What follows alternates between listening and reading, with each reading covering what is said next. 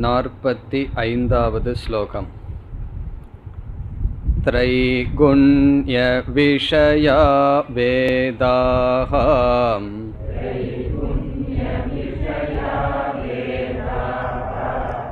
நிஸ்த்ரைகுண்யோ பவார்ஜுன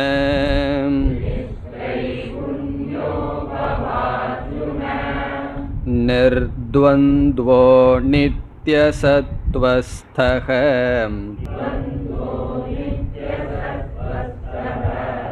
நிர்யோகக்ஷேம ஆத்மவான்.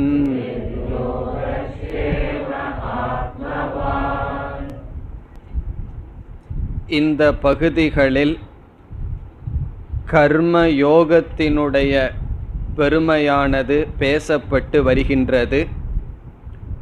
கர்ம யோகத்தினுடைய பெருமையை பேசும் பொழுது கர்ம யோகப்படி வாழ்கின்ற கர்ம யோகியினுடைய பெருமையை பகவான் பேசி வருகின்றார்.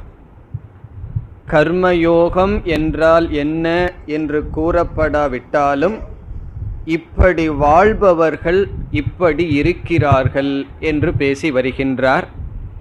அப்படி பேசும் பொழுது அவர்களுக்கு வியவசாயாத்மிகா புத்தி இருக்கும் என்று சொன்னார்.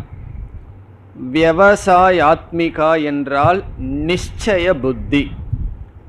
நிச்சய புத்தி என்றால் வாழ்க்கையில் எதை லட்சியமாக அடைய வேண்டும் என்ற விஷயத்திலும் சாத்தியம், பிறகு அதற்கான சாதனை இது என்ற விஷயத்திலும் தெளிவான புத்தி அவர்களுக்கு இருக்கும். அப்படி இல்லாதவர்களுக்கு விதவிதமான லட்சியங்கள் இருக்கும், விதவிதமான பாதைகள் இருக்கும், அவர்களுடைய அறிவானது மனதில் நிலை பெறாது என்று பேசினார். பிறகு சென்ற ஸ்லோகங்களில் மற்றவர்களுடைய வார்த்தையை கேட்டு புஷ்பிதாம் வாச்சம் என்று சொன்னார். சில வார்த்தைகளையெல்லாம் கேட்பதற்கு இனிமையாக இருக்கும், ஆனால் அது நமக்கு நன்மையாக இருக்காது. வாழ்க்கையில் இன்பம் வேறு, நன்மை வேறு. எதெல்லாம் இன்பமாக இருக்குமோ அதெல்லாம் நன்மையாக இருக்க வேண்டிய அவசியமில்லை. எதெல்லாம் இனிமையாக தோன்றுமோ அதெல்லாம் நன்மையாக இருக்க வேண்டிய அவசியமில்லை. அப்படிப்பட்ட வார்த்தைகளினால் போகத்திலும் ஐஸ்வர்யத்திலும் புத்தியை இழந்தவர்களுடைய அறிவானது மனதில் நிலை பெறாது என்று கூறினார். பிறகு இந்த 45வது ஸ்லோகத்தில் வியவசாயாத்மிகா புத்தியை அடைவதற்கு உபாயம் பேசப்படுகின்றது. இது ஒரு முக்கியமான ஸ்லோகம். இதில் 5 சாதனையை பகவான் படிப்படியாக பேசுகின்றார். அந்த சாதனையை பேசுவதற்கு முன் ஒரு கருத்தை பகவான் கூறுகின்றார். த்ரைகுண்ய விஷயாகா வேதாகா. வேதங்கள், இந்த இடத்தில் வேதம் என்றால் வேதத்தினுடைய முதல் பகுதி கர்மகாண்டமான வேதமானது த்ரைகுண்ய விஷயா. த்ரைகுண்யம் என்றால் சம்சாரம், சம்சாரத்தை விஷயமாக கொண்டுள்ளது. இதுவரை சென்ற வகுப்பில் பார்த்தோம். இனி த்ரைகுண்யம் என்ற சொல் எப்படி சம்சாரம் என்ற பொருளை கொடுக்கின்றது என்று பார்ப்போம். த்ரீ என்று சமஸ்கிருதத்தில் கூறினால் ஆங்கிலத்தில் கூறுவது போல் 3 தான், 3. த்ரயாணாம் குணானாம் சமாஹாரக த்ரிகுணம். 3 குணத்தினுடைய சேர்க்கை அல்லது ஒத்துமொட்டம் கூட்டானது திரிகுணம். திரிகுணம் என்றால் 3 குணம். திரிகுணம் அதனுடைய செயல், அதனுடைய விளைவு த்ரைகுண்யம். திரிகுணம் என்றால் 3 குணங்கள். 3 குணத்தினுடைய விளைவுக்கு த்ரைகுண்யம் என்று பெயர். த்ரிகுணஸ்ய கர்ம த்ரைகுண்யம். இனி 3 குணம் என்ன, அந்த 3 குணத்தினுடைய விளைவு என்ன என்று நாம் பார்க்க வேண்டும். நமக்கு தெரிந்த கருத்தாக இருக்கும். 3 குணம் என்ன? சத்துவகுணம், ரஜோகுணம், தமோகுணம் என்று சாஸ்திரத்தில் மனது இந்த 3 குண சொரூபமாக இருக்கின்றது என்று பேசப்படுகிறது.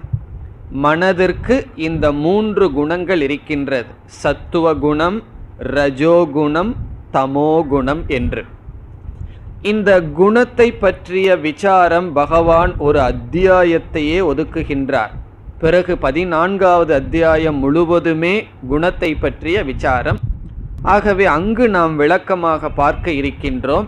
இங்கு மிக சுருக்கமாக பார்க்கலாம். சத்துவ குணம் என்பது அறியும் சக்தி, அறிதல், அமைதி, அறிவு சொரூபம் சத்துவ குணம். ரஜோகுணம் என்பது ஆசை, செயல், அப்படிப்பட்ட பாவனை ரஜோகுணம். தமோகுணம் என்பது மோகம், செயலின்மை. ஆகவே நம்முடைய மனதை பார்த்தால் இந்த 3 குணத்தில் ஏதோரு குணத்தில் இருந்து கொண்டே இருக்கும். அறிதலில் இருக்கும், அமைதியில் இருக்கும், செயலில் இருக்கும், ஆசையில் இருக்கும், சோம்பலில் இருக்கும், மோகத்தில் இருக்கும். இவ்விதம் இந்த 3 குணத்திற்குள் இருந்து கொண்டே இருக்கும். இதில் சாஸ்திரப்படி 3 குணத்தில் மிக மிக கீழான குணம் தமோகுணம். அதற்கு அடுத்த உயர்ந்த குணம் ரஜோகுணம். அதற்கு அடுத்த உயர்ந்த குணம் சத்துவகுணம். இப்படி பேசப்படுகின்றது. தமோகுணம் மிக மிக கீழான நிலை. அதற்கு அடுத்தது ரஜோகுணம். ஒருவன் தமோ குணத்தில் இருந்தான்னா உடனே அவனை சத்துவ குணத்துக்கு கொண்டு வர முடியாது. அவனுக்கு என்ன செய்யணும்? ரஜோகுணத்தை கொடுத்து பிறகுதான் சத்துவ குணத்திற்கு அவனை அழைத்து வர முடியும். இவ்விதம் 3 குணங்கள் நம்முடைய மனதில் இருக்கின்றது. 3 குணமுமே பந்தப்படுத்தும் என்று சாஸ்திரம் கூறுகிறது.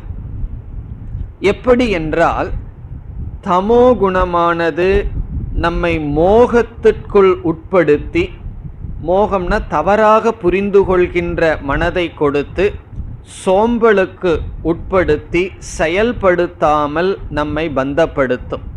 நித்ரா, ஆலஸ்யம், சோம்பல், உறக்கம், மோகம் இவைகளையெல்லாம் கொடுத்து நம்மை பந்தப்படுத்தும் தமோகுணம். ரஜோகுணம் பொறாமை, ஆசை, பிரவிற்த்தி இவைகளையெல்லாம் கொடுத்து பந்தப்படுத்தும். பிறகு சத்துவ குணமும் கூட நம்மை பந்தப்படுத்தும். எப்படி என்றால், அமைதி தேவை, அறிவு தேவை என்று அதில் நம்மை பந்தப்படுத்தும். பிறகு பகவான் 14வது அத்தியாயத்தில் பேசுவார், ஞானியானவன் ஒவ்வொரு குணமாக கடந்து தமசிலிருந்து சத்துவம், சத்துவத்திலிருந்து ரஜஸிற்கு தமசிலிருந்து ரஜஸ், ரஜஸிலிருந்து தமசுக்கு சத்துவத்திற்கு வந்து பிறகு சத்துவத்தையும் கடக்க வேண்டும் என்று பகவான் கூறுவார். அதுதான் குணாதீத லட்சணம் என்று பேசுவார். ஆகவே இந்த 3 குணம் விதவிதமான பாவனைகளை கொடுத்து நம்மை பந்தப்படுத்தும். அதைத்தான் இங்கு பகவான் பேசுகின்றார். திரைகுண்யம் என்றால் சத்துவ குணத்தினுடைய காரியம் அறிவு, அமைதி இவைகள். ரஜோகுணத்தினுடைய காரியமானது ஆசை, செயல். தமோகுணத்தினுடைய காரியமானது செயலின்மை, மோகம் இவைகள். இந்த 3 குணத்தினுடைய காரியம் இந்த பிரபஞ்சமாக இருக்கின்றது. இவ்விதம் திரைகுண்ய விஷயாக இந்த 3 குணத்தினுடைய சொரூபமாக இருக்கின்ற இந்த பிரபஞ்சத்தை பற்றித்தான் என்ன செய்கின்றது? வேதமானது பேசுகின்றது. வேதம் பேசுகின்றது என்று சொல்லும் பொழுது கவனமாக புரிந்து கொள்ள வேண்டும். வேதத்தினுடைய முதல் பகுதி கர்மகாண்டமானது சம்சார விஷயத்தை பற்றி தான் பேசுகின்றது. விதவிதமான ஆசைகளை பூர்த்தி செய்ய உபாயம் சொல்லப்படுகிறது. கர்மகாண்டத்திற்குள் சென்றால் இந்த யாகத்தை செய்தால் இந்த பலன் கிடைக்கும், இந்த யாகத்தை பண்ணினால் உன்னுடைய சத்ருவை அழிக்கலாம் என்றெல்லாம் நம்முடைய ஆசைகளுக்கு அது தீனி போடுகின்றது. ஆசைகளுக்கு அது என்ன செய்கின்றது? ஆசையை வளர்க்க ஆசையை பூர்த்தி செய்யத்தான் அவைகள் பயன்படுகின்றது. ஆகவே வேதத்தினுடைய முதல் பகுதி முழுவதும் சம்சார விஷயமாகவே இருக்கின்ற காரணத்தினால் இனி பகவான் ஒவ்வொரு கருத்தாக வருகின்றார். அர்ஜுனனுக்கு விவசாய ஆத்மிகா புத்தியை அடைய முதல் உபாயம் பேசுகின்றார். நிஸ்திரை குண்யக பவ அர்ஜுன. அர்ஜுன என்பது அழைக்கின்றார். ஹே அர்ஜுனா, பவ நீ அவ்விதம் இருக்க வேண்டும். முதல் சாதனை என்ன? நிஸ்திரை குண்யக, 3 குணத்தில் வைராகியத்தை அடைந்தவனாக இருப்பாயாக. நிஸ்திரை குண்யக என்பதனுடைய பொருள் நிஷ்காமக பவ, அல்லது வைராகியத்தை அடைந்தவனாக இரு. இது முதல் உபதேசம். இனி இரண்டாவது வரியில 4 சொல்ல போறார். முதலில் வைராகியத்தை அடைவாயாக, நிஷ்காமத்தை அடைவாயாக என்று முதல் அட்வைஸ் அர்ஜுனனுக்கு கொடுக்கின்றார். இப்படியெல்லாம் இருந்தால்தான் நீ ஒரு கர்மயோகியாக இருந்து கர்மயோகத்தை செய்து அதன் பலனை அனுபவித்து அடுத்த நிலைக்கு வர முடியும். ஆகவே முதல் அட்வைஸ் பகவான் அர்ஜுனனுக்கு கொடுப்பது, அல்லது முதல் உபாயம் அர்ஜுனனுக்கு கொடுப்பது, அல்லது நமக்கு கொடுப்பது நிஸ்திரை குண்யக, சம்சாரத்தில் வைராகியத்தை அடைவாயாக. வைராகியம் என்றால் என்ன? வைராகியம் என்பது உலகத்தில் இருக்கின்ற வெறுப்பு அல்ல, உலகம் கொடுக்கின்ற போக பொருள்களை தியாகம் செய்தல், உலகத்தில் இருக்கின்ற போகத்தை தியாகம் செய்தல், அது வைராகியம்.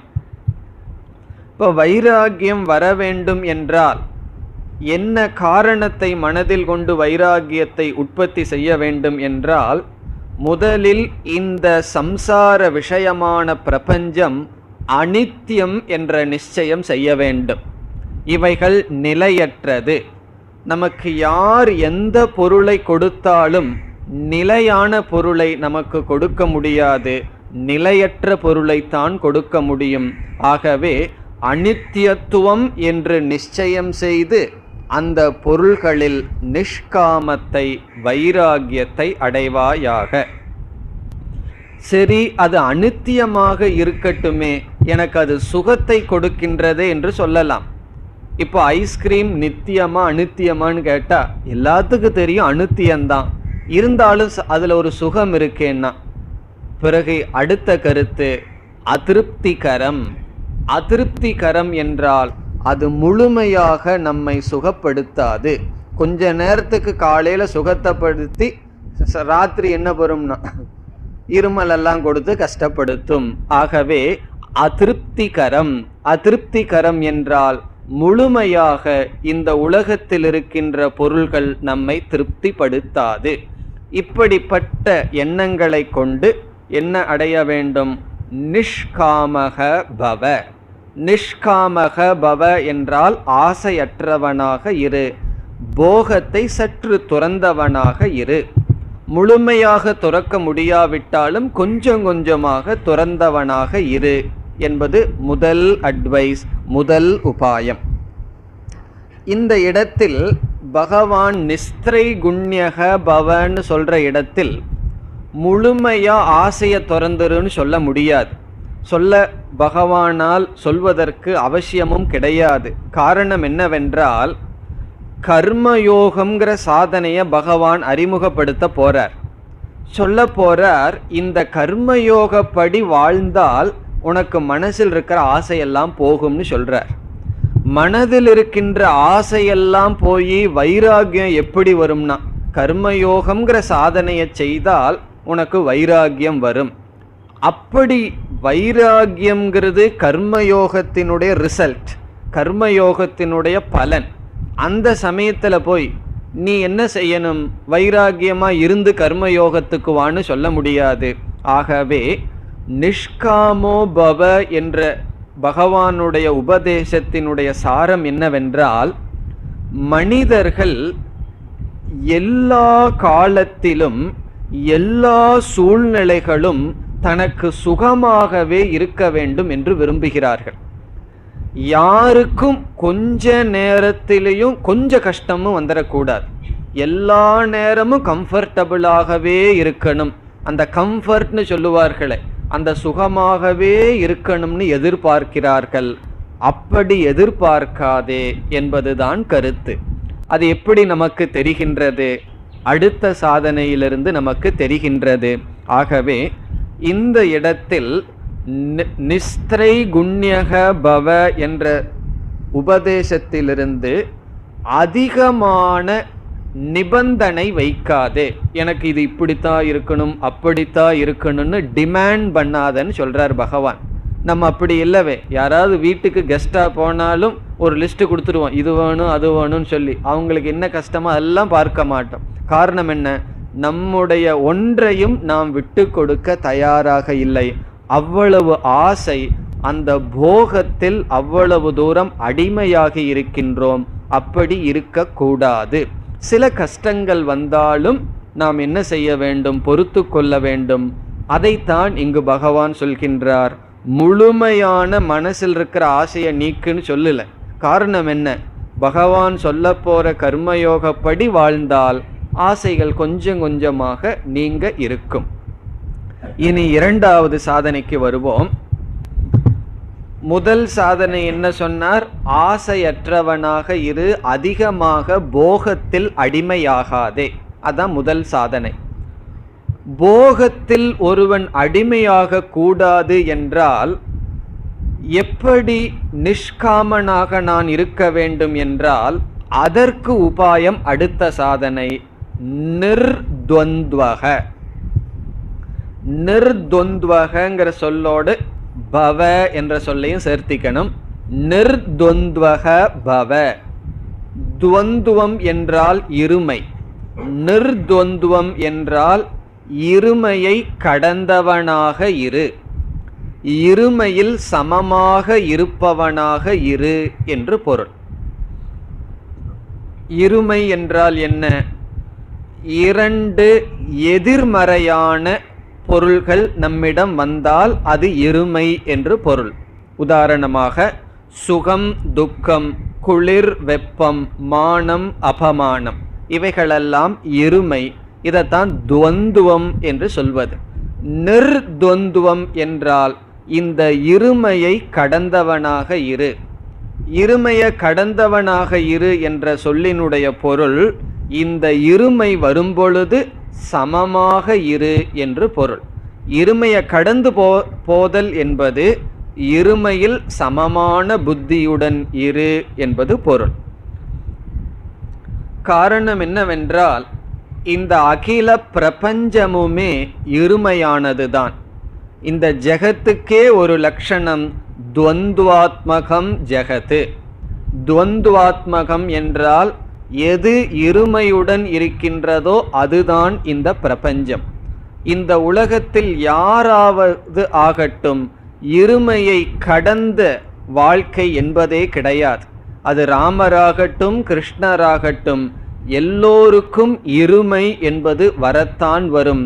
எவ்வளவு ராஜாவா இருந்தாலும் கஷ்டங்கிறது வரும். ஒருவன் சேரியில வாழட்டும், அவனுக்கு சுகம்ங்கிறதுக்கான காலம் இருக்கத்தான் செய்யும். ஒரு பெரிய செல்வந்தனாக இருக்கட்டும், அவனுக்கு அவனுடைய நிலையில் சுகதுக்கங்கள். ஆகவே யாராக இருந்தாலும் இருமை என்பது நிச்சயம். இதை நம்ம மனதில் நன்கு புரிந்து கொள்ள வேண்டும். நாம் விரும்புகின்றோமோ இல்லையோ, நமக்கு விருப்பமில்லாத சூழ்நிலைகளை நாம் சந்தித்துத்தான் ஆக வேண்டும். ஆகவே அப்பொழுது என்ன செய்ய வேண்டும் என்றால் சமமான பாவனையுடன் ஏற்றுக்கொள்ள வேண்டும், சமமாக பாவித்து பழக வேண்டும். முதல்ல புரிஞ்சுக்கணும், இந்த அறிவே நமக்கு அந்த பலனை கொடுக்காது. பிறகு பயிற்சி பண்ண வேண்டும். ஒவ்வொரு இருமையிலும் சமமாக இருந்து பழக வேண்டும். பஸ்ஸுக்கு போய் நிற்கிறோம், பஸ்ஸு வர்றதுக்கு நேரமாகுது, உடனே கார்பரேஷனை திட்டிட்டு நிற்கக்கூடாது. காரணம் என்ன? என்னாவது ஒன்று நமக்கு சௌகரியமாக இல்லைன்னு சொன்னால் உடனே துவேஷம், முணுமுணுப்பு இவைகளெல்லாம் வந்து விடுகிறது. அதெல்லாம் இல்லாமல் அதை ஏற்றுக்கொள்ள வேண்டும், சமமாக பாவிக்க வேண்டும். ஒரு ஸ்லோகமே ஒன்று சொல்லுது, அதாவது ஒரு முனிவன் இந்த உலகத்தை எல்லாம் விட்டுட்டு காட்டில் போய் தபஸ் பண்ணிட்டு இருக்கானா. அப்படிப்பட்ட முனிவனுக்கும் கூட முனேகே அபி, அந்த முனிவனுக்கும் கூட 3 விதமான சம்பந்தம் வந்து விடுமா. என்ன சம்பந்தம்னா மித்ர, உதாசீன, சத்ரு. மித்ரன் சொன்னால் நண்பர்கள் வந்து விடுவார்கள். நீங்கள்லாம் இப்படி தபஸ் பண்ணுறீங்க, ரொம்ப நல்லது, உங்களுக்கு ஏதாவது சகாயம் பண்ணுறேன்னு சில நண்பர்கள் வருவார்களாம். அவர் யாருடைய வாழ்க்கையில இன்டர்ஃபயர் ஆக மாட்டார், தனிமையில் இருப்பார். அவருக்கும் கூட சில நண்பர்கள் வருவார்கள். பிறகு சில பேர் எப்படின்னா உதாசீனன், ஏதோ பண்ணிட்டு இருக்காருன்னு கண்டுக்க மாட்டார்கள். நம்ம சாதாரணமாக சொல்லுவோமே, அவன் என்னை கண்டுக்கிறதே இல்லைன்னு சொல்லி. அப்படிப்பட்ட மனிதர்கள். சில பேர் உனக்கு என்னென்ன கஷ்டம் கொடுக்க முடியுமோ அதெல்லாம் முயற்சி பண்ணி கொடுக்கறன்னு சத்ருக்கள் வருவார்கள். யாருக்குன்னா முனேரபி வனஸ்தஸ்ய, வனத்தில் இருக்கின்ற முனிவனுக்கும் கூட சுவாணி கர்மாணி குர்வதக, வனத்தில் இருக்கின்ற முனிவனுக்கு யாரோட சம்பந்தம் இல்லாமல் தன்னுடைய கர்மத்தை செஞ்சிட்டு இருக்கிறவனுக்கும் கூட திரயபக்ஷாக 3 பட்சங்கள் வருமா. மித்ர, உதாசீன, சத்ரவக. நண்பர்கள், உதாசீனன், பகைவர்கள்னு சொல்லி இப்படி எல்லாத்தையும் விட்டுட்டு எந்த டிரான்சாக்ஷனும் இல்லாதவர்களுக்கே இப்படின்னா, நம்ம பெரிய சிட்டிக்குள்ள உட்கார்ந்துட்டு எத்தனையோ மனிதர்களோட டிரான்சாக்ஷன் பண்ணும்போது நமக்கு இந்த 3 பேர் இருக்கிறதுல என்ன ஆச்சரியம், இருந்துதான் இருப்பார்கள். நம்ம வாழ்க்கையில எதை செய்தாலும் அதே காரியத்தை புகழ்ந்து சொல்றதுக்கு ஆள் இருக்கும், அதை பத்தி பேசாம இருக்கிறதுக்கு ஆள் இருக்கும், அதை தவறா பேசுறதுக்கு ஆள் இருக்கும். நீங்க கீத கிளாஸுக்கு வர்றதையே 3ஆ பேசுவார்கள். சில பேர் நீயாவது போறையே ரொம்ப சந்தோஷம்னு புகழ்ந்து பேசுவார்கள். சில பேர் என்னமோ போறா வர்றா அவ்வளவுதான், உதாசீனன். சில பேர் நிந்தனை செய்வார்கள். மோதகமெல்லாம் நாளைக்கு பண்ண வேண்டியதற்கு இன்னைக்கு கிளாஸில் போய் உட்கார்ந்துட்டேன்னு சொல்லி திட்டுவார்கள். அப்படி என்னன்னா 3 விதமான மனிதர்கள். நம்ம எதை செய்தாலும் அதை எப்படி வேணாலும் பேசுறதுக்கு ஆள் இருக்கு. நம்ம குறைவாக பேசினா புகழ்றதுக்கு ஆள் இருக்கு, இகழ்றதுக்கு ஆள் இருக்கு. அதிகமாக பேசினா ரொம்ப கலகலன்னு பேசுகிறாருன்னு சில பேர் புகழ்வார்கள். சில பேர் அவன் சும்மா வாயாடியாக இருக்கான்னு சொல்லுவார்கள். குறைவாக பேசினா ரொம்ப அமைதியாக இருக்கான்னு சில பேர் புகழ்வார்கள். அவன் ரொம்ப அளந்து பேசுகிறான் அப்படின்னு சொல்லி இகழ்வார்கள். ஆகவே வாழ்க்கையில் எதை செய்தாலும் புகழ்வதற்கு சிலர், இகழ்வதற்கு சிலர். நம்ம என்ன பண்ணணும்னா 2ஐயும் சமமாக பார்க்க வேண்டும். அதை தான் பகவான் சொல்றார், நிர்த்வந்த்வக பவ. நிர்த்வந்த்வக என்றால் நம்ம விரும்புகிறோமோ விரும்பலையோ சில இருமைகளை வாழ்க்கையில் சந்தித்துத்தான் ஆக வேண்டும். அப்படி சந்திக்கும் பொழுது சமமாக இருக்க வேண்டும். வால்மீகி வர்ணிக்கின்றார் ராமர் எப்படி தூங்குனார்னு சொல்லி. ராமர் எப்போ வனத்தில் போய் தூங்குனாராம், ரொம்ப சந்தோஷமா தூங்குனார். முதல் நாள் ராஜ்யம் இல்லைன்னு சொல்லிட்டு போன உடனே அவர் ரொம்ப மகிழ்ச்சியாக உறங்கினார்னு சொல்லப்படுகின்றது. நமக்கு ஒரு பொருளை ஒருத்தர் கொடுக்கறன்னு சொல்லிட்டு அவரோட பொருளாக இருக்கலாம், நமக்கு உரிமையே இல்லாமல் இருக்கலாம். அவர் கொடுக்க மாட்டேன்னு சொல்லிட்டார்னா இரவு பூரா தூக்கம் வருமா? அவன் கொடுக்கறன்னு சொல்லிட்டு கொடுக்கல, கொடுக்கறன்னு சொல்லிட்டு கொடுக்கலன்னு சொல்லி. ராமருக்கு வரவேண்டிய ராஜ்யத்தை கொடுக்கறன்னு சொல்லிட்டு கொடுக்கல, அவர் தூங்குனார்னா. அதான் பெஸ்ட் எக்ஸாம்பிள் இருமையை கடந்து செல்வதற்கு. இருமையை கடந்து செல்வது என்றால் நமக்கு விருப்பமில்லை அல்லது கஷ்டம் இல்லாத சூழ்நிலை வரும்பொழுது சமமான மனநிலையில் இருத்தல். முழு ராமாயணத்தில் ராமருடைய குணம் அந்த இருமையை கடந்ததாகவே வர்ணிக்கப்படுகின்றது. ஆகவே அது ஒரு நல்ல உதாரணம் நிர்த்வந்த்வக என்பதற்கு. இது போல் இருக்க வேண்டும். இது பகவான் கொடுக்கிற 2வது அட்வைஸ். முதல் அட்வைஸ் என்ன? ஓரளவுக்கு ஆசையை குறைத்துக்கொள். எல்லா நேரத்திலையும் சௌகரியமா இருக்கணும்னு எதிர்பார்க்காத. 2வது, உன்னுடைய விருப்பத்திற்கு அப்பாற்பட்டு சில கஷ்டங்கள் வந்தால் அதை நீ ஏற்றுக்கொள். இருமைகளை நீ சமமாக பாவிக்க வேண்டும். இனி 3வது என்ன? நித்திய சத்துவஸ்தக பவ. பவங்கிறது ஒரு இடத்துல இருக்கு, அதை எல்லா இடத்துலயும் சேர்த்துக்கணும். அப்படி இருப்பாயாக. நிர்த்வந்த்வக பவன்னு பகவான் சொல்லிட்டார். நீ இருமையை கடந்தவனாக இருன்னு சொல்லிட்டார். எப்பொழுது என்னால் இருமையை கடந்து இருக்க முடியும் என்றால், நம்முடைய மனதானது எப்பொழுது சத்துவ குணத்தில் இருக்குமோ அப்பொழுதுதான் இருமையை கடந்து இருக்க முடியும். ஆகவே நீ இருமையை கடந்து இருக்க வேண்டும், இருமையை கடந்து இருக்க விரும்பினால் என்ன செய்யணும்? நித்திய, எப்பொழுதும் சத்துவஸ்தக, சத்துவ குணத்திலேயே இருப்பாயாக. ஸ்தக என்றால் இரு. எங்கு இரு? சத்துவஸ்தக, சத்துவத்தில் இரு. எப்பொழுதுனா, நான் காலையில் எந்திரிச்சு 1 மணி நேரம் சத்துவ குணத்தில் இருக்கிறேனேனா, நித்திய, எப்பொழுதும். சில பேர் காலையில் சத்துவ குணம் 10 மணிக்கு தான் ஆரம்பிக்கும். ஏன்னா எந்திரிக்கிறதே தமோ குணத்திலேருந்து வர்றதே 9 ஆகும். அப்புறம் வெயில் வந்த உடனே நேராக ரஜோகுணத்தில் சில பேர் எந்திரிப்பார்கள். அப்படியெல்லாம் இல்லாமல் காலையில் அதிகாலத்தில் எழுந்து பழகிறது எதற்கு தெரியுமோ? முதல்ல சத்துவ குணத்தில் மனசு இருந்து பழகிறதுக்கு அதுதான் நேரம். அந்த நேரத்துலையும் தமோ குணத்தில் கழிச்சிட்டோம்னா அப்புறம் சத்துவ குணத்துக்கு நேரமே இல்லை. அதனால தான் சில பேர் தமஸ்லேருந்து டைரெக்டாக ரஜஸில் எந்திரிப்பார்கள், ரஜஸ்லேருந்து தமசுக்கு போவார்கள். சத்துவத்துக்கு போயிட்டு வர்றதுங்கிறதே சிலருடைய ஜாதகத்தில் இருக்காது. பகவான் சொல்றார் நித்திய சத்துவஸ்தக. ஸ்தகன்னு அதில் இருத்தல். கிரகஸ்தக, இல்லறத்தில் இருப்பவனுக்கு கிரகஸ்தகன்னு சொல்கிறோம். அதே போல் சத்துவஸ்தக, சத்துவத்தில் இரு. நித்திய, எப்பொழுதும். சத்துவ குணத்திலேயே மனதை இருக்க பழகிக்கொள்னு சொல்றார் பகவான். அப்போ தூங்கும்போது சத்துவ குணத்தில் எப்படி இருக்கிறதுன்னு கேட்கக்கூடாது. தூங்கிறது உடலுக்கு ஓய்வு, அப்போ தமோ குணத்தில் இருக்கலாம். செயல் செய்யும் பொழுது சற்று ரஜோகுணம் இருக்கலாம். புத்தியில் அந்த அமைதியையும் தெளிவையும் தொடர்ந்து பாதுகாத்து வைத்திருக்க வேண்டும். சத்துவ குணம் நம்ம புத்தியில இருக்கிறதுங்கிறதுக்கு என்ன அடையாளம்? சூழ்நிலைகளை சரியாக கணித்தல், இந்த சூழ்நிலையை சரியாக புரிந்து கொள்ளுதல், ரைட் ஜட்ஜ்மெண்ட், சரியாக ஒரு சூழ்நிலையை நாம் முடிவு செய்தல், இதெல்லாம் சத்துவ குணத்தினுடைய அடையாளம். பிறகு தெளிவாக இருத்தல், அறிவு பூர்வமாக செயல்படுதல், அமைதியாக இருத்தல், பொறுமையாக இருத்தல், இவைகளெல்லாம் சத்துவ குணத்தினுடைய காரியம். நமக்கு இருமை வந்ததுன்னு வச்சுக்குவோம், கொஞ்சம் பொறுமை இருந்தால்தான் அந்த இருமையை சமமாக பாவிக்க முடியும். ஆகவே பொறுமையுடன் இரு, சத்துவ குணத்தில் இரு. சத்துவ குணத்தில் எப்படி இருக்கணும்னு சொன்னால் அடுத்த சொல்கிறார் பகவான். அதற்கு அடுத்த சாதனையும் வரும். இப்போ சத்துவ குணத்திலெல்லாம் எப்படி இருக்கணும்னா, நம்முடைய ஆகாரம் சத்துவ குணமாக இருக்கணும், நம்முடைய பேச்சுக்கள் செயல் எல்லாமே சாத்விகம், லிமிட்டடாக இருக்கணும், சமமாக இருக்க வேண்டும். ஆகவே நித்திய சத்துவஸ்தக என்றால் சத்துவ குணத்தில் இரு, சத்துவ குணத்தில் மனதை வைத்திரு. சத்துவ குணத்தில் மனசை வச்சிருந்தா என்ன கிடைக்கும்னா அதற்கு முன் சாதனை கிடைக்கும். நிர்துந்துவனாக நீ இருப்பாய்.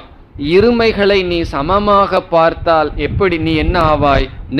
நிஸ்திரை குண்யக, நீ ஆசையை விட்டவனாக இருப்பாய். இந்த மாதிரி ரூட்ல போகணும். சத்துவ குணம் உனக்கு இருந்தால் நீ நிர்துவனாக இருப்பாய். நிர்துவனாக இருந்தால் ஆசையை நீ விட்டவனாக இருப்பாய். இனி அடுத்த கேள்வி, சத்துவ குணத்தில் எப்படி இருத்தல்? அதற்கு பதில் நிர்யோகக்ஷேமக. நிர்யோகக்ஷேமக பவ. இந்த இடத்தில் யோக என்றால் அடையாத ஒன்றை அடைதல். நம்மிடம் இல்லாத பொருளை அடைகிறதுக்கு யோகம் என்று பெயர். க்ஷேமக என்றால் அடைந்த பொருளை வைத்து காப்பாற்றுதல் க்ஷேமக. இப்ப யோகக்ஷேமம் என்றால் பிராப்திகி ரக்ஷணம். யோக என்றால் பிராப்திகி. பிராப்திகினா அப்பிராப்தஸ்ய பிராப்திகி, அடையாததை அடைதல். பிறகு க்ஷேமக என்றால் பிராப்தஸ்ய ரக்ஷணம், அடைந்ததை வைத்து காப்பாற்றுதல். இந்த இடத்துல பகவான் என்ன சொல்றார்? வாழ்க்கைக்கு எவ்வளவு பொருள் உனக்கு தேவையோ வாழ்வதற்கு அவ்வளவு பொருளை மட்டும் நீ அடைஞ்சு அதை மட்டும் பாதுகாத்து வச்சிரு. சில பேர்த்துக்கு எதெல்லாம் கிடைக்குதோ அதெல்லாம் வாங்கி வச்சுக்கணும். இந்த பிரெட்டு வாங்கினா அந்த காலத்தில், இப்பெல்லாம் மாறிடுது, அதுக்கு ஒரு அந்த கயிறை சுற்றி கொடுப்பான், அதையும் கூட சுற்றி ஒரு மூலையில் வச்சுக்கிறது, தூக்கி போடுறதுக்கு மனசு வராது. காரணம் என்னன்னா எதையும் விடுறதுக்கு மனசு வராது. ஏதாவது கிடைச்சதுன்னா வாங்கி வைத்து கொள்ள வேண்டும், அதை பாதுகாத்துக்கணும். எல்லா ஐட்டமும் 3 நாள் வீட்டில் இருக்கணும்னு ஒரு ஆசை எல்லாத்துக்கும். காரணம் என்ன, இது போயிட்டா அது, அது போயிட்டா இதுன்னு சொல்லி.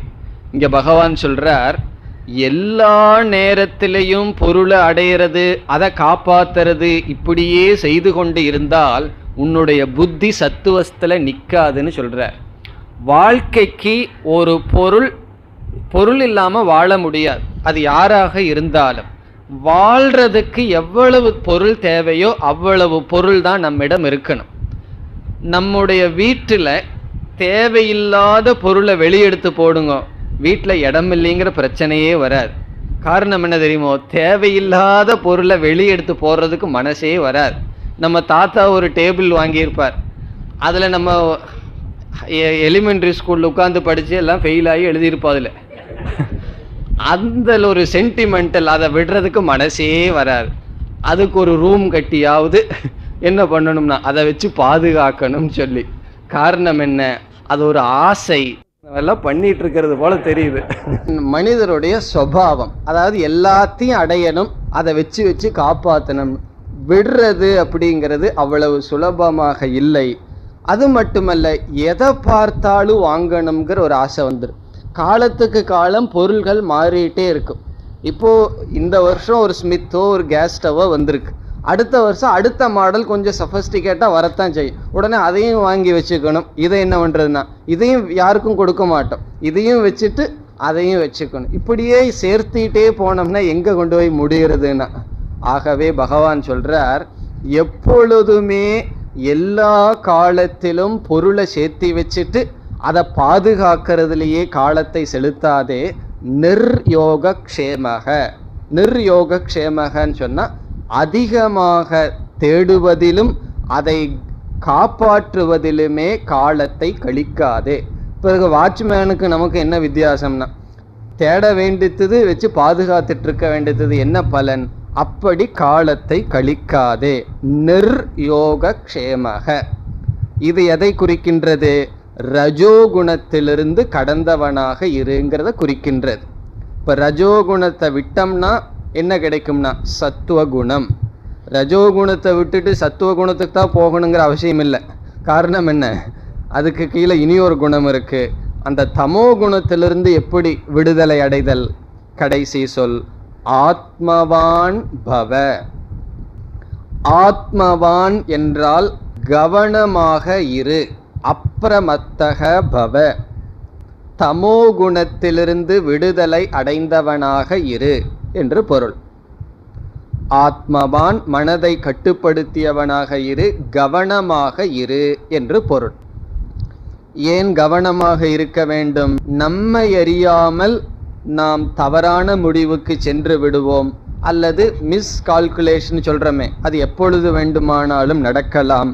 ஆகவே ஆத்மவான் என்றால் நீ உன்னிடத்தில் இருப்பவனாக இரு என்று பொருள்.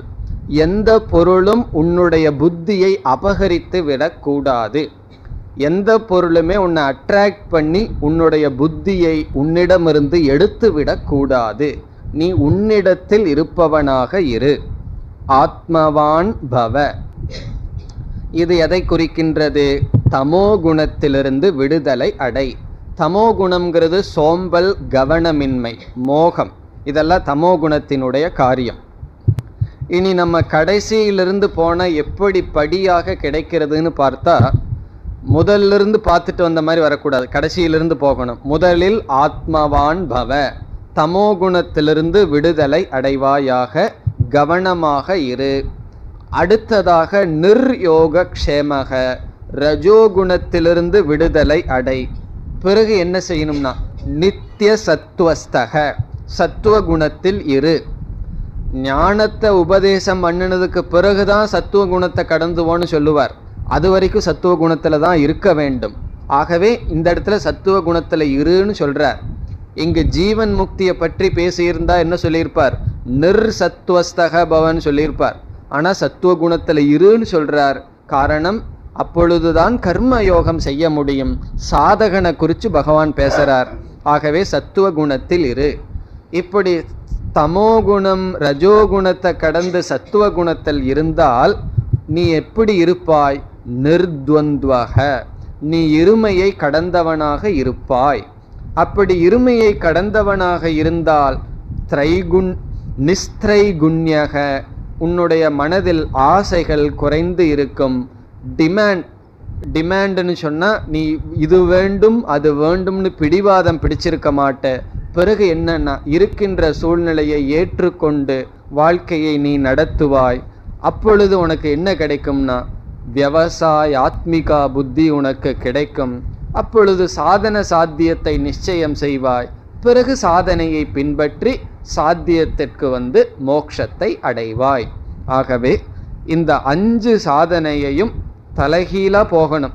தலைகீழா போகணும் சொன்னா, ஆத்மவான் பவ, நிர்யோகக்ஷேமக, நித்திய சத்வஸ்தக, நிர்த்வந்த்வக, நிஸ்திரைகுண்யக, இந்த ஒவ்வொரு சாதனையையும் முழுமையா நம்மிடம் இருக்காட்டியும் கொஞ்சம் கொஞ்சமாக நாம் அதை பழக வேண்டும்.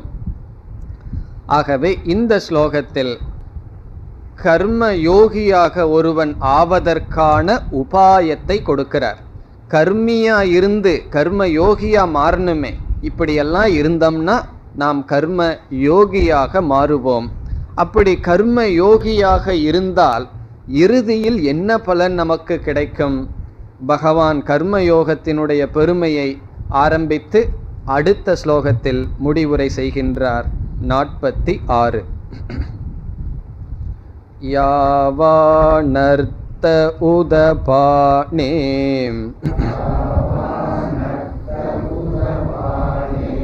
சர்வதः சம்லுதோதகே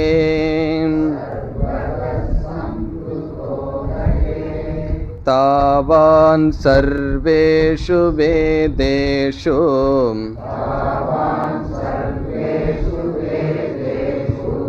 பிராமணஸ்ய விஜானதஹ.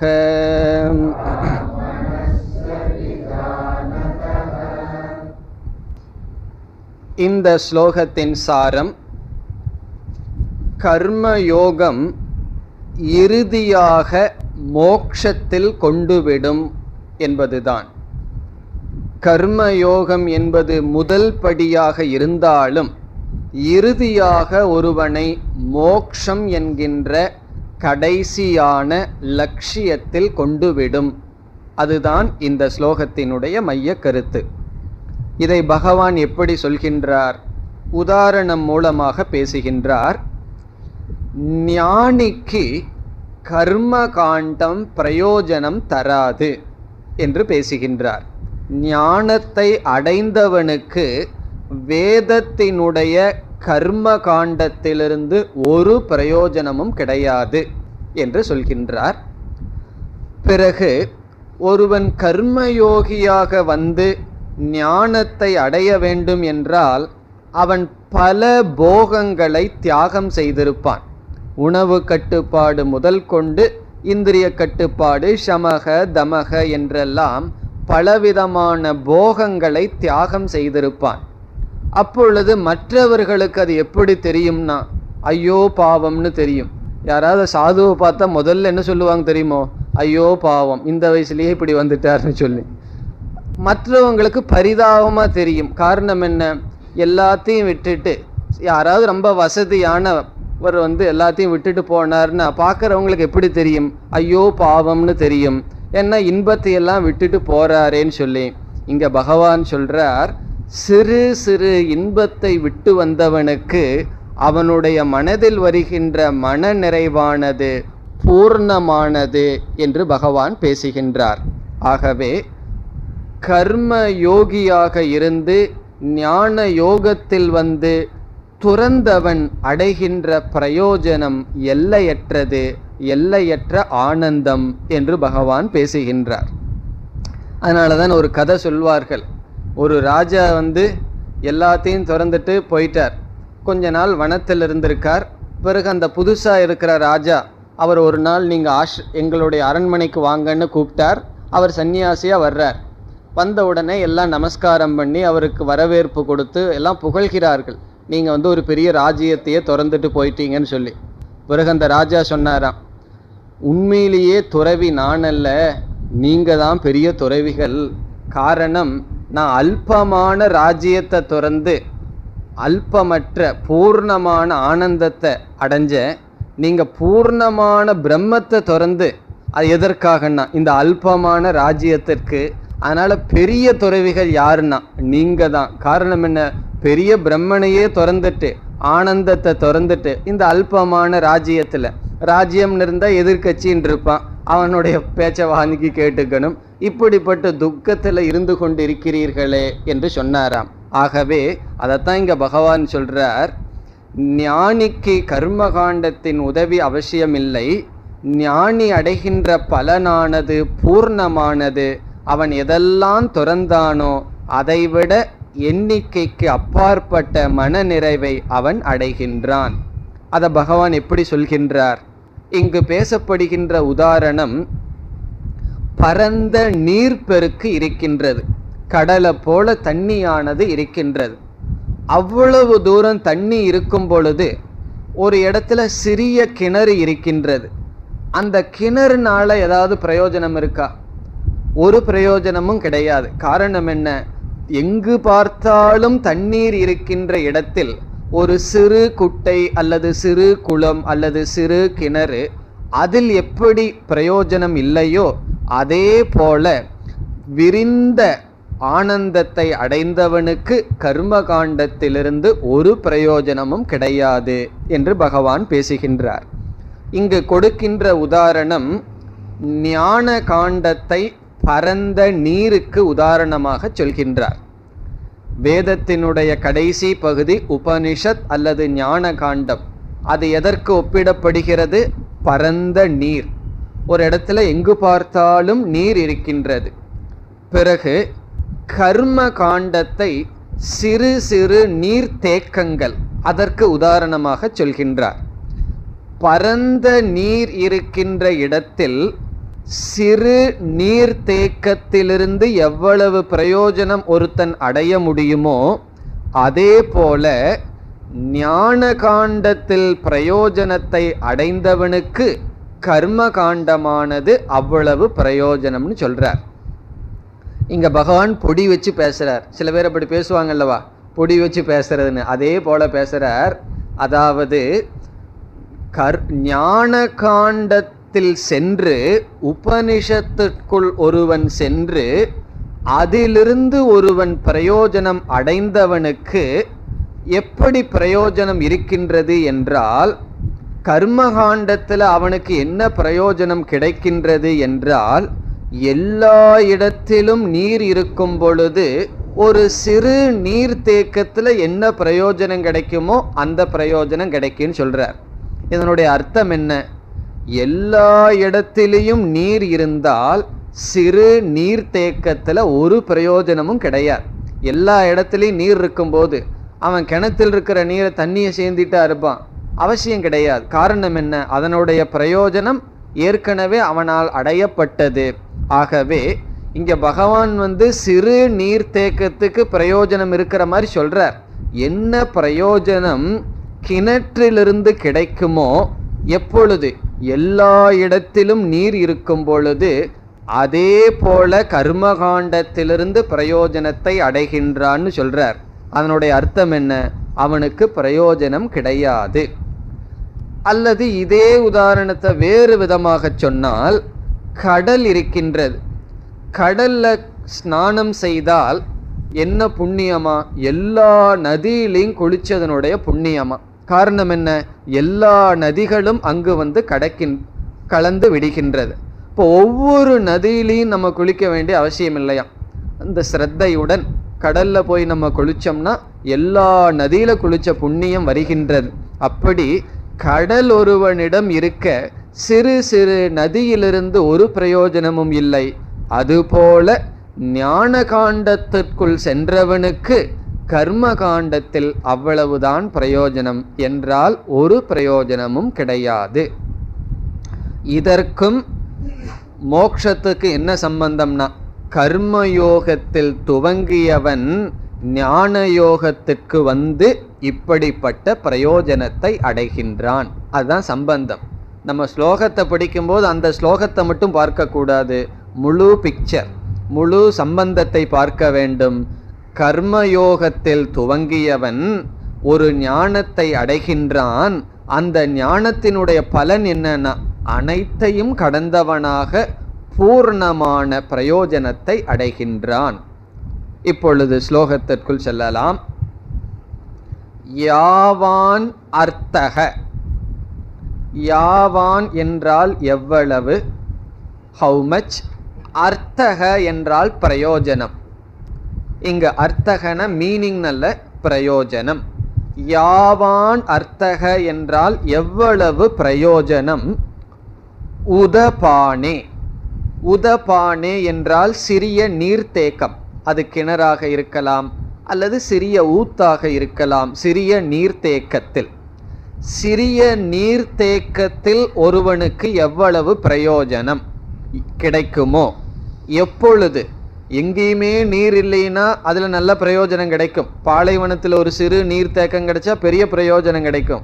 ஆனால் எந்த கண்டிஷனில் அவனுக்கு சிறு நீர்த்தேக்கத்திலிருந்து ஒரு பிரயோஜனம் வருகின்றது, சர்வதக எல்லா இடத்திலும், சம்ளுதோதகே, சம்ளுதோதகம் என்றால் பரவிய நீர், எங்கு எல்லா பக்கமும், சம்ளுதோதகே பரவிய நீர்த்தேக்கத்தில், எல்லா இடத்திலும் நீர் இருக்கின்ற சமயத்தில், சர்வதக சம்ளுதோதகே சதி, எல்லா இடத்திலும் நீர் இருக்கின்ற சூழ்நிலையில் சிறு நீர்த்தேக்கத்தில் ஒருவனுக்கு எவ்வளவு பிரயோஜனம் கிடைக்குமோ, அதுதான் இதனுடைய அர்த்தம்.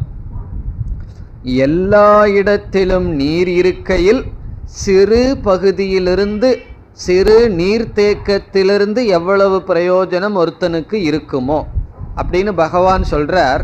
ஆனால் உண்மையான அர்த்தம் என்ன, பிரயோஜனம் கிடையாதுன்னு அர்த்தம். எல்லா இடத்துலையும் நீர் இருக்கும் பொழுது இதிலிருந்து ஒருத்தனுக்கு எவ்வளவு பிரயோஜனமோனா பிரயோஜனம் இல்லை.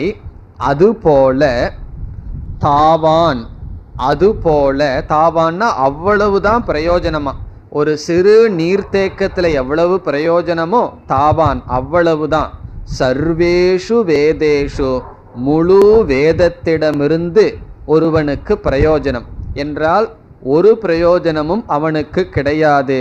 எப்படிப்பட்டவனுக்கு, பிராமணஸ்ய விஜானதக, விஜானதக என்றால் பரம்பொருளை அறிந்த, பிராமணஸ்ய பிராமணனுக்கு, பரம்பொருளை அறிந்த, அறிந்தன அறிவை உடைய, ஞானின் அர்த்தம், ஞானியான பிராமணனுக்கு அவ்வளவுதான் பிரயோஜனம்.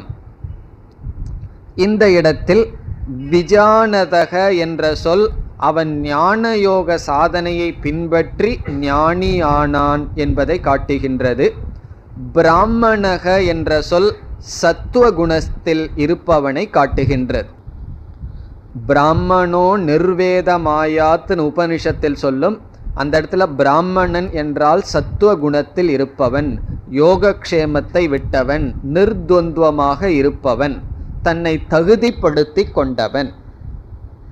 பிருகதாரண்யக பாஷ்யத்தில் அல்லது உபனிஷத்தில் பிராமணனுடைய லட்சணம் கூறப்படுகின்றது. பிரம்ம ஜானாதி இது பிராமணக, அல்லது பிரம்ம என்றால் பரம்பொருளை அறிந்தவன் பிராமணன். பிறகு வேதத்தை அறிந்து கொள்வதற்காக வாழ்கின்ற வாழ்க்கை முறைப்படி வாழ்பவன் பிராமணன். ஞான காண்டத்தில் வந்தால் பிராமணன் என்ற சொல்லுக்கு பொருள் குணத்தின் அடிப்படையில் எடுத்துக்கொள்ள வேண்டும். கர்ம காண்டத்தில் படிக்கும் பொழுது ஜென்மத்தின் அடிப்படையிலோ அது ஏதோ ஒரு அடிப்படையில் இருக்கலாம். பிராமணன் இந்த யாகத்தை பண்ணணும்னு சொன்னா அது பிராமணன் தான் பண்ணணும். க்ஷத்திரியன் ராஜசூய யாகம் பண்ணணும்னா க்ஷத்திரியன் தான் பண்ணணும். ஆகவே கர்ம காண்டத்தில் பிராமணன்கிற சொல்லுக்கு அர்த்தம் வேறு, ஞான காண்டத்தில் வந்தால் பிராமணன் என்ற சொல்லுக்கு பொருள் சத்துவகுணத்தில் இருப்பவன் அல்லது தகுதிப்படுத்தி கொண்டவன் அல்லது முமுக்ஷு. ஆகவே பிராமணக என்ற சொல் கர்மயோகப்படி வாழ்ந்தவன், விஜானதக என்ற சொல் ஞானயோகப்படி வாழ்ந்தவன். இந்த இரண்டு சாதனையை செய்தவனுக்கு முழு வேதத்தில் அவ்வளவுதான் பிரயோஜனம். எவ்வளவு பிரயோஜனம்? எல்லா இடத்திலையும் தண்ணீர் இருக்கும் பொழுது சிறு கிணத்துல எவ்வளவு பிரயோஜனமோ அவ்வளவு பிரயோஜனம். இதனுடைய அர்த்தம் என்ன? ஒரு பிரயோஜனமும் கிடையாது. இந்த இடத்துல சர்வேஷு வேதேஷுன்னு சொன்னா ஞான காண்டத்தையும் எடுத்துக்கொள்ளலாம். காரணம் என்ன? அவன் உபனிஷத்தையும் பயன்படுத்தி ஞானத்தையும் அடைந்து விட்டான். ஆகவே முழு வேதம் அல்லது கர்ம காண்டத்தில், கர்ம காண்டத்திலிருந்து அவனுக்கு ஒரு உதவியும் அவசியம் கிடையாது. காரணம் என்ன? நிஸ்திரைகுண்யோ பவார்ஜுன, திரைகுண்ய விஷயா வேதாகா, சம்சார விஷயத்தை பேசுவது கர்ம காண்டம், அதில் வைராகியம் இருக்கின்றது. ஆகவே கர்ம காண்டம் அவனுக்கு ஒரு உதவியையும் செய்ய முடியாது. யாருக்கு? விஜானதக பிராமணஸ்ய, சத்துவகுணத்திலிருந்து இந்த ஞானத்தை அடைந்தவனுக்கு. இதிலிருந்து என்ன நமக்கு புரிகின்றது? கர்மயோகமானது இப்படிப்பட்ட பிரயோஜனத்தை கொடுக்கும். வேதத்தையும் கடந்து செல்கின்ற அளவு பிரயோஜனத்தை கொடுக்க முதல் படி கர்மயோகம். இதுவரை பகவான் கர்மயோகத்தின் பெருமையை பேசினார். இனி அடுத்த ஸ்லோகத்தில் கர்ம யோகம் என்றால் என்ன என்ற கர்மயோக லட்சணத்திற்கு வருகின்றார். 47வது ஸ்லோகம். கர்மண்யேவாதிகாரஸ்தே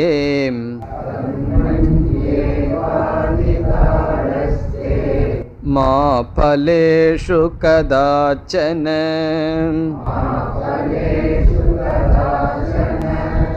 மா கர்ம பலஹேதுர்போஹோ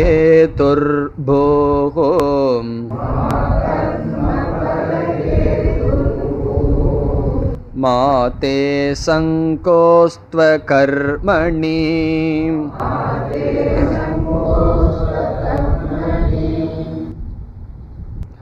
47, 48 இந்த இரண்டு ஸ்லோகங்களும் கர்மயோக லக்ஷணம், கர்மயோகத்தினுடைய இலக்கணம், லக்ஷணம்.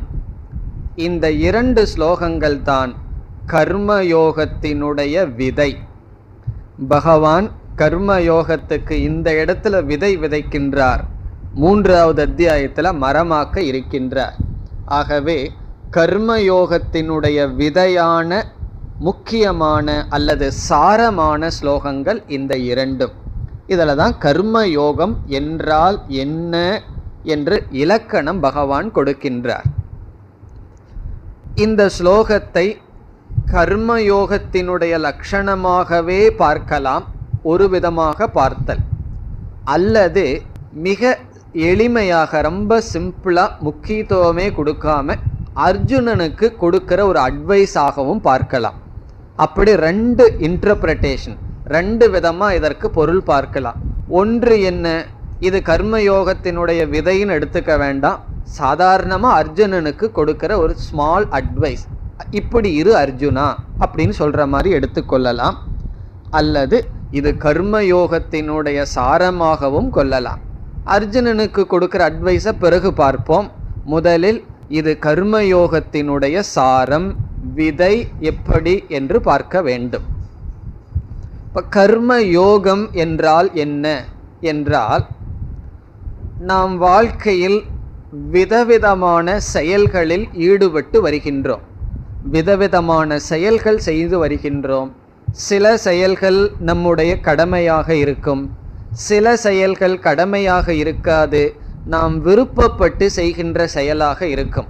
அதை செய்வதனால் நஷ்டம் இருக்காது, செய்யலாம் செய்யாமையும் இருக்கலாம். இப்படி விதவிதமான செயல்கள் செய்து வந்து கொண்டு இருக்கின்றோம். அன்றாட வாழ்க்கையில் காலையிலிருந்து இரவு வரை விதவிதமான செயல்களில் ஈடுபடுகின்றோம். அப்படி செயல்களில் நாம் ஈடுபட்டு கொண்டிருக்கும் பொழுதும் பிறகு செயல்களினுடைய விளைவையும் நாம் சந்தித்து வருகின்றோம். நாம் செயல் செய்கின்றோம், பிறகு செயல்களினுடைய விளைவு பிரயோஜனத்தையும் நாம் அனுபவித்து வருகின்றோம். நம்ம கர்த்தாவாக இருக்கும், போக்தாவாக இருக்கின்றோம். சில சமயம் நம்ம ஒரு செயல் செய்கிறோம், சில சமயம் ரிசல்ட்டை அனுபவித்து வருகின்றோம். காரியத்தை செய்யறோம், காரியத்தினுடைய பலனையும் வாங்கி கொண்டு வருகின்றோம். அதுவும் வாழ்க்கையில் ஒரு அங்கமாக இருந்து கொண்டு வருகிறது. இதில் இவ்விதம் செயல் செய்யும் பொழுதும் செயலினுடைய பலனை நாம் வாங்கி அனுபவிக்கும் பொழுதும் எப்படிப்பட்ட பாவனை மனதில் வைத்து கொண்டிருக்க வேண்டும்? ஆட்டிடியூட், எப்படிப்பட்ட ஆட்டிடியூடோட செயல் செய்யணும், எப்படிப்பட்ட பாவனையுடன் செயலினுடைய பலனை வாங்க வேண்டும், அந்த பாவனையை பற்றி பேசுவதுதான் கர்ம யோகம். கர்ம யோகம் என்பது குறிப்பாக இந்த செயலைத்தான் செய்யணுங்கிறது அல்ல. இப்போ கோயிலுக்கு போய் பூஜை பண்ணணும்னா தனி நேரத்தை ஒதுக்கி போகணும். ஆனால் கர்ம யோகம் என்பது நாம் செய்து வருகின்ற செயல்களிலேயே வைக்க வேண்டிய பாவனை, நாம் அனுபவிக்கின்ற பிரயோஜனத்தில் வைக்க வேண்டிய பாவனை. ஆனாலும் கர்ம யோகத்தில் சில செயல்களை செய்யக்கூடாதுன்னு சொல்லுவோம். நிஷித்த கர்மமாக வேதத்தில் சிலது சொல்லியிருக்கு. மது அருந்தாதே, அகிம்சையை பின்பற்ற வேண்டும், திருடாதேன்னெல்லாம் சாஸ்திரத்தில் சொல்லியிருக்கு. அப்படிப்பட்ட நிஷித்த கர்மத்தை செய்யாமல் இருத்தலும் கர்மயோகத்தில் ஒரு அங்கம். ஆகவே அது முக்கியமல்ல. நம்முடைய கடமைகள், பிறகு மற்ற செயல்கள் நாம் செய்கின்றோம். அப்படி செய்யும் பொழுதும் செயல்களினுடைய பலனை அனுபவிக்கும் பொழுதும் சில விதமான பாவனையை வைக்க வேண்டும். அப்போ என்னென்ன செயல்கள், என்னென்ன செயல்களில் எப்படிப்பட்ட பாவனையை வைக்க வேண்டும் என்று பேசுவதுதான் கர்மயோகம். அதனால தான் பகவான் கர்மயோகத்திற்கு புத்தி யோகம் என்று வேறொரு பெயர் கொடுக்கின்றார். இந்த கர்மயோகத்துக்கு ஏன் புத்தி யோகம்னு சொல்றார்? இது புத்தியில் இருக்கின்ற பாவனை, ஆட்டிடியூட். ஆகவே புத்தி யோகம்னு சொல்றார். இனி எப்படிப்பட்ட செயல்கள், எப்படிப்பட்ட பலன், எப்படிப்பட்ட பாவனையை நம்ம வைக்கணுங்கிறதுக்கு முன்னாடி, பாவனை என்பது ஒரு செயல் அல்ல, ஆட்டிடியூடுங்கிறது ஒரு ஆக்ஷன் அல்ல, ரிசல்ட் ஆஃப் அன் ஆக்ஷன், ஒரு செயலினுடைய அல்லது ஒன்றினுடைய விளைவு. ஆகவே நாம் கர்மயோகப்படி நீ இப்படிப்பட்ட பாவனையை வச்சுக்கணும்னு பகவான் சொல்லணும்னு சொன்னால், சொல்கிறதுக்கு முன்னாடி சில விதமான ஃபேக்ட், சில விதமான அறிவை பகவான் நமக்கு கொடுக்கணும். இந்த உலகத்தில் சில நியதிகளை நாம் புரிந்து கொள்ள வேண்டும். ஆகவே இந்த ஸ்லோகத்தில் பகவான் சில அறிவை நமக்கு கொடுக்கின்றார். பேசிக் நாலேஜ், சில அறிவை பகவான் நமக்கு கொடுத்து, இதை நீ புரிந்து கொண்டால் உனக்கு சில ஆட்டிடியூட், பாவனைகள் மாறும். என்ன அறிவுன்னு சொன்னா, கர்மண்யேவ அதிகாரக மா பலேஷு. கர்மத்தில் உனக்கு உரிமை அல்லது அதிகாரம் இருக்கின்றது, கர்ம பலனில் உனக்கு அதிகாரம் இல்லை. செயல் செய்ய உனக்கு உரிமை இருக்கின்றது என்றால் நீ செயலை செய்யலாம், செய்யாமல் இருக்கலாம், எப்படி வேண்டுமானாலும் செய்யலாம். செய்ததற்கு பிறகு இது இப்படித்தான் பலன் வர வேண்டும் என்று சொல்ல உனக்கு தகுதி இல்லை, அதிகாரம் இல்லை என்று பகவான் துவங்குகின்றார். இதில் 4 கருத்து சொல்றார். 4 ஃபேக்டர், 4 விதமான அறிவை பகவான் நமக்கு கொடுக்கிறார். அந்த 4 விதமான அறிவை மனசில் வச்சுட்டு நம்ம ஒரு விதமான பாவனையை வளர்த்தணும். அந்த 4 விதமான அறிவு என்ன, அதனுடைய அடிப்படையில் எப்படிப்பட்ட பாவனையை மனசில் வைத்து எப்படிப்பட்ட செயல்களில் வைக்க வேண்டும் என்பதுதான் கர்மயோகம். அதை நாம் அடுத்த வகுப்பில் சிந்திப்போம். ஓம் பூர்ணமத பூர்ணமிதம் பூர்ணாத் பூர்ணமுதச்யதே பூர்ணஸ்ய பூர்ணமாதாய பூர்ணமேவாவசிஷ்யதே. ஓம் சாந்தி ஷாந்தி ஷாந்தி.